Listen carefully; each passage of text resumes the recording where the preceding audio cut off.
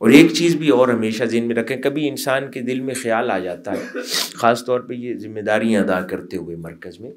کبھی خیال آ جاتا ہے کہ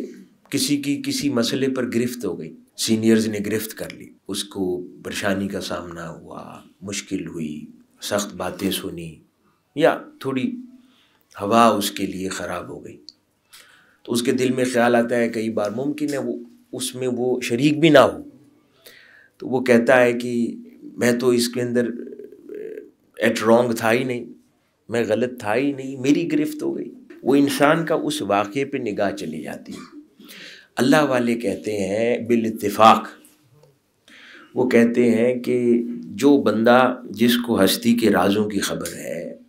وہ واقعے کو نہیں دیکھتا، کوئی ایک کام بھی نہیں انجام پاتا اگر اللہ کا ارادہ نہ ہو۔ اگر وہ کسی جگہ پر کسی مقام پر بے عزت ہوا ہے تو یہ اللہ کے ارادے سے ہوا ہے، کیونکہ دو خدا تو نہیں ہے، دینے والا تو ایک ہی ہے، عزت بھی وہی دیتا ہے،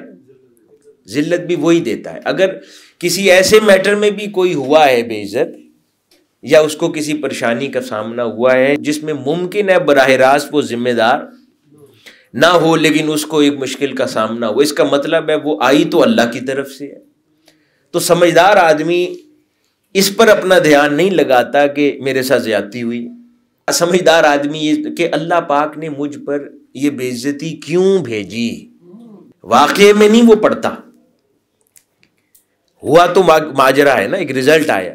اگر تو اس کے اندر شریک ہے تو گرفت اور سزا ہے، اس کو جھنجھوڑا گیا ہے کہ وہ اپنی اصلاح کرے، اور اگر وہ اس میں شریک نہیں ہے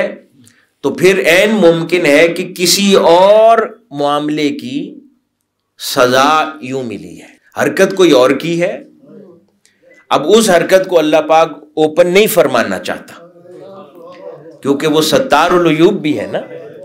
کہ واقعہ اس نے حرکت کوئی اور کی ہے، اب وہاں پر کیونکہ اللہ پاک اس کا پردہ رکھنا چاہتا ہے تو اللہ پاک نے کسی اور معاملے میں اس کو سزا دے دی، تو وہاں گرفت ہو جاتی ہے۔ تو ہمیشہ اس طرح نگہبانی کیا کریں، کوئی واقعہ روز ہو، کوئی چیز ہو، ہمیشہ اس پہ غور کیا کریں۔ کسی کی پردہ اٹھائے یا کسی کی جگ ہسائی ہوئی ہے تو پھر غور کر کے سوچے میں نے کس کا پردہ اٹھایا تھا پچھلے دنوں، یوں سوچا کریں، میں نے کس کی پوشیدہ بات عیاں کی تھی، اس لیے میری پوشیدہ بات عیاں ہوئی ہے لوگوں میں۔ اگر کسی سے ڈانٹ پڑ جائے تو پھر غور کرے کہ میں نے پچھلے دنوں کس کے ساتھ غصہ کیا تھا، اس کا نتیجہ میرے ساتھ یہ ہوا ہے۔ تو یہ نظام ہے کہ جب انسان یوں سوچنا شروع کر دیتا ہے تو خود بخود ریورس انجینئرنگ میں اس کی اصلاح ہونے لگتی ہے۔